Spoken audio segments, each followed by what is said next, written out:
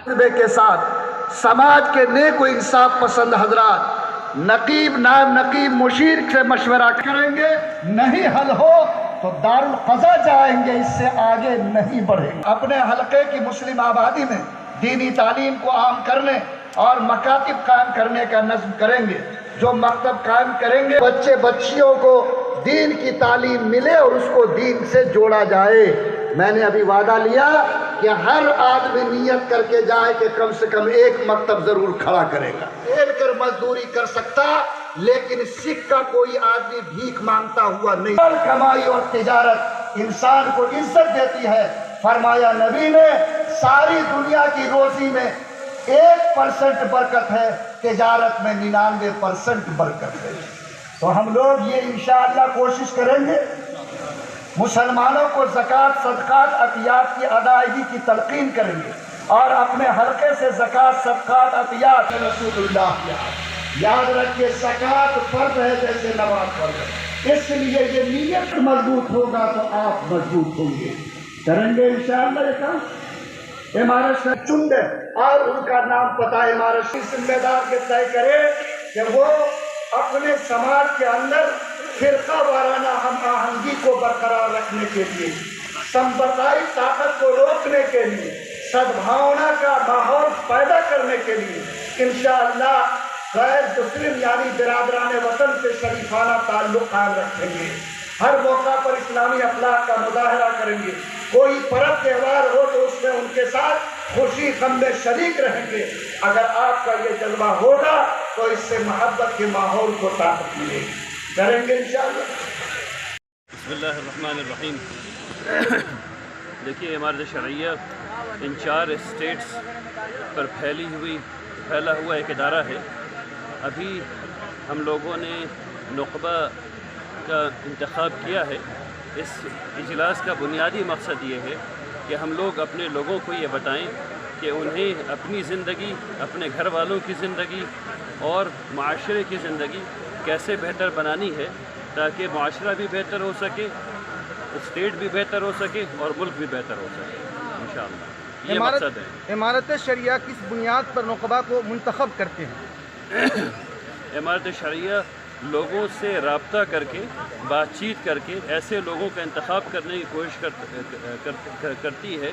वो लोग जो सालेह हों, वो लोग जो सादिक़ हों और वो लोग जो अमीन हैं, यानी वो लोग जो झूठ नहीं बोलते हैं, वो लोग जो ख़यानत नहीं करते हैं और वो लोग जो ईमानदार हैं, ऐसे लोगों को सिलेक्ट करने की कोशिश की जाती है। सवाल जो है वो तालीम की तरफ है, शिक्षा की तरफ है कि इमारत शरिया उसमें क्या कर रहे हैं। तो मैं आपको बताऊं कि इमारत शरिया ने पिछले 1 साल में 100 एलिमेंट्री स्कूल्स कायम किए हैं और इमारत शरिया ने 10 CBSE के स्कूल कायम किए हैं पिछले साल, यानी कुल मिला के ऑपरेशनलाइज किए हैं 10 या 11।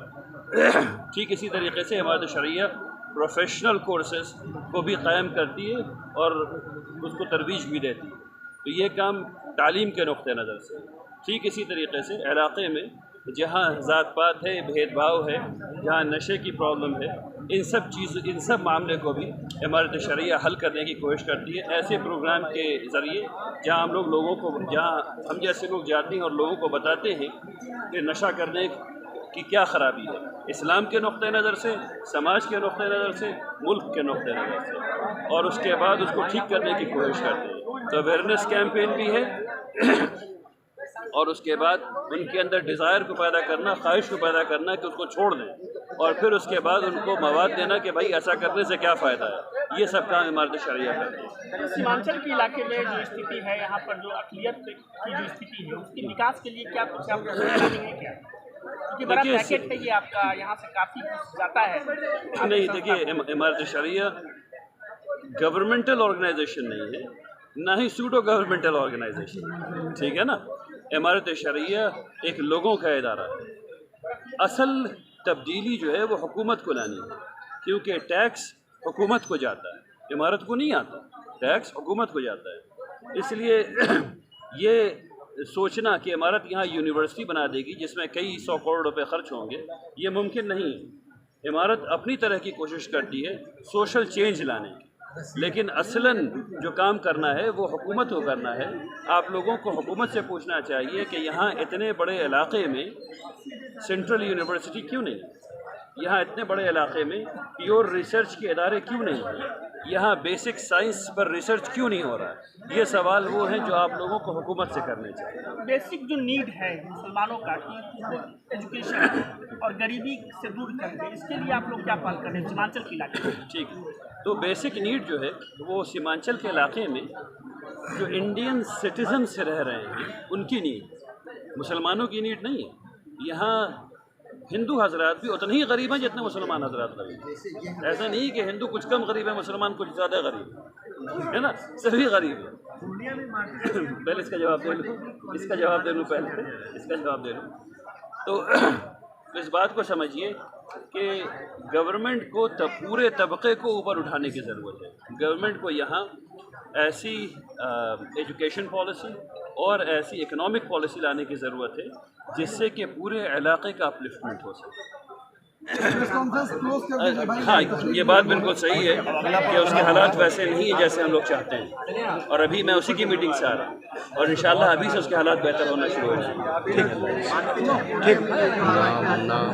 देखिए वहाँ आपको पता है कि उसी कैंपस में हम लोगों ने स्कूल खोला है, पता है आपको? नहीं पता है ना?